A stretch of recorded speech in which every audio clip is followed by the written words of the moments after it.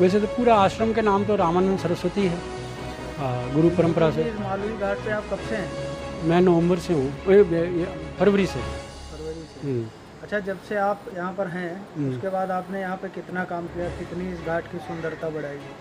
जी, जब मैं यहाँ पर आया तो यहाँ पर चारों तरफ शराब के शीशियाँ, सिगरेट की डिब्बियाँ और ये जो गांजे चरस के जो पाउच आते हैं वो, बीड़ी के टुकड़े, इस टाइप का जब मैंने माहौल देखा तो मेरे मन में खाली एक ये ऐसी भावना आई कि गंगा के लिए पूरी दुनिया इस वक्त नमन करती है। गंगा जी के लिए मोदी जी ने इतने बड़े कार्यक्रम चला रखे हैं, तो मैं भी क्यों ना कुछ दिन रुक कर गंगा घाट की सेवा ही करूं। इस भाव से मैं यहाँ रुक कर मैंने यहाँ की झाड़ू लगाना, दोनों टाइम झाड़ू लगाता हूँ, साफ़ सफाई शुरू किया। लेकिन इस बीच में मुझे परेशानी क्या आ रही है कि ये पीछे के साइड में जो कुछ ऐसी बस्तियाँ हैं जिसमें कि वो वैसे तो अवैध कब्जेदारी हैं सब, उन लोगों का यहाँ पर जो है अपनी तरीके से कुछ व्यापार है, चरस के, गांजे का और अन्य प्रकार के। उन सब लोगों को ये बेचैनी हो गई कि मैं यहाँ पर बैठा हूँ तो उनके कारोबार में फ़र्क पड़ रहा है, पहला। दूसरा, ये लोग मेरे सारे विरोध में इसलिए हो गए क्योंकि मैं हाथ जोड़ जोड़ कर लोगों को मना करता हूँ कि आप यहाँ चरस गांजा मत पीजिए, आप यहाँ शराब मत पीजिए, यहाँ गलत काम मत करिए, ठीक है। बस इतना ही जो है ये विवाद इनको लेकर है, और जिसके लिए मुझे हर दिन, आज भी सवेरे से 4 बार धमकियाँ दे दी गई हैं कि आप यहाँ 24 घंटे अकेले रहते हैं, ठीक है, और हम आपके साथ कुछ भी कर सकते हैं, आपके साथ कुछ भी हो सकता है। मैंने आज यहाँ पुलिस चौकी में भी गया था, मैं अभी दीपक रावत के पास भी गया था, दीपक रावत जी के पास, उनको भी लिख के दिया हुआ है। मैंने अभी एक व्हाट्सएप से मैसेज बनाकर जो है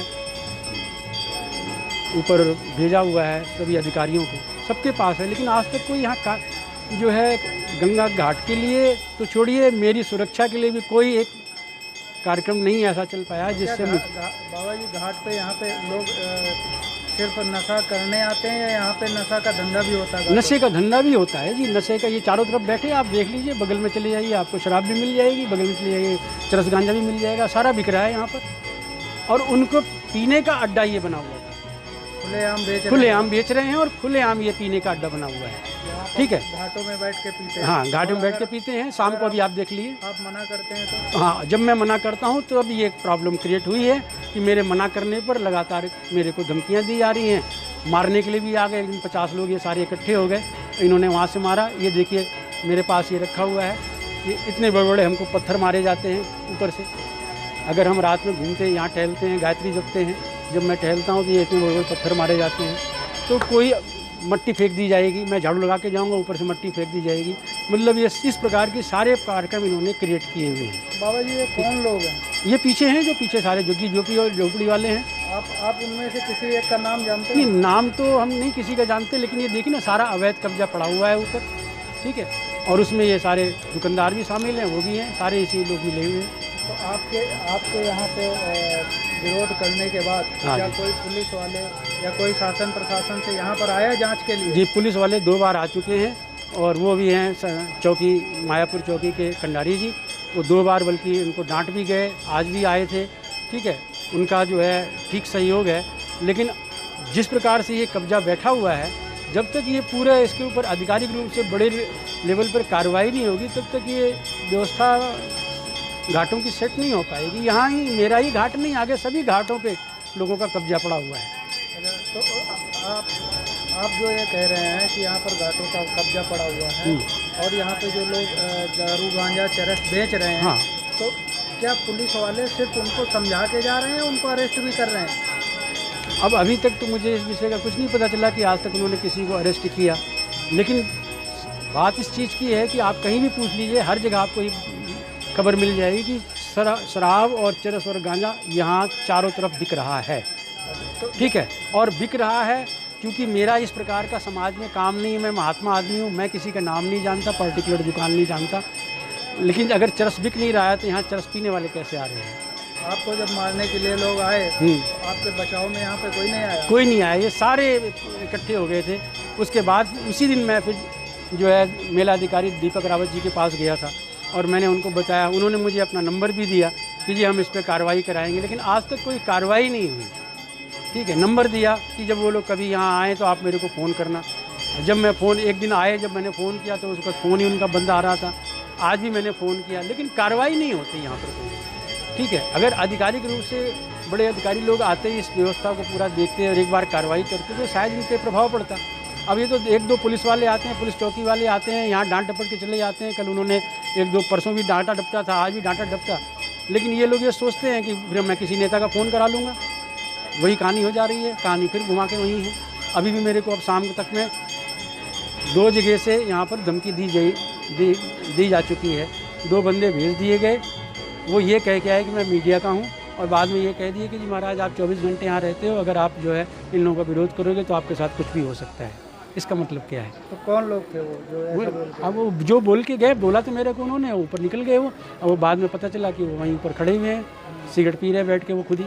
तो इस प्रकार से लोग यहाँ भेजे जाते हैं मुझे परेशान करने, यही है। जी क्या आप ये कहना चाहते हैं कि आपका यहाँ पर जान का खतरा भी हो सकता है? ये है ही तो। आज तो बिल्कुल कम्प्लीटली जिस तरीके से इन्होंने हमको धमकाया है, वो शाम को ही कहा कि जी यहाँ जो है आप 24 घंटे रहते हैं, यहाँ रात में कोई पुलिस वाला तो होता नहीं है, ठीक है, और तो कोई होता नहीं है, तो अब आप देख लो कि आप कैसे रह पाओगे। फिर ये बात कही गई है, तो इसका मतलब क्या है? इसी डर की वजह से मैं अभी दीपक रावत जी के पास फिर गया था, लेकिन वो ऑफिस में थे नहीं, पता चला वो दौरे पे गए हुए हैं।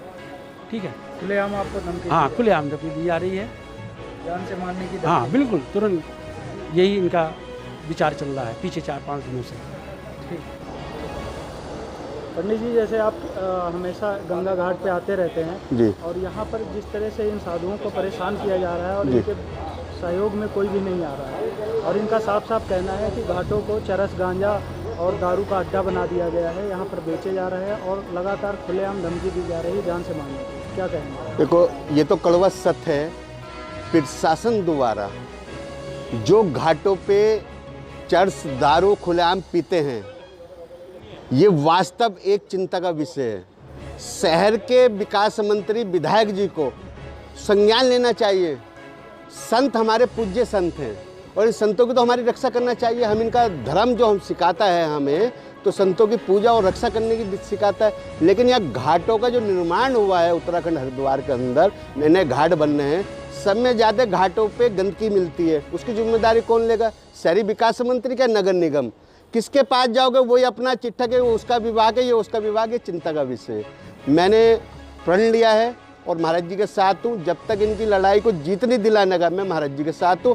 गंगा का घाट हमारा ये मालवीय घाट है और इसमें हमारे जो कमेटी के अध्यक्ष, पूर्वाध्यक्ष, जितने भी हमारे साथ जुड़े हुए हैं, मैं सबसे प्रार्थना करता हूँ कि उससे उपरांत जब से महाराज जी 3 महीने से यहाँ आए तो घाट की सुंदर व्यवस्था और सफाई के साथ घाट को प्रस्तुत हुआ। माँ गंगा जी का स्वरूप है यहाँ, और घाटों पे आप कहीं से कहीं तक घाट देख लो। आप शाम के टाइम लड़के लौंढार गर्दी, ये चिंता का विषय है।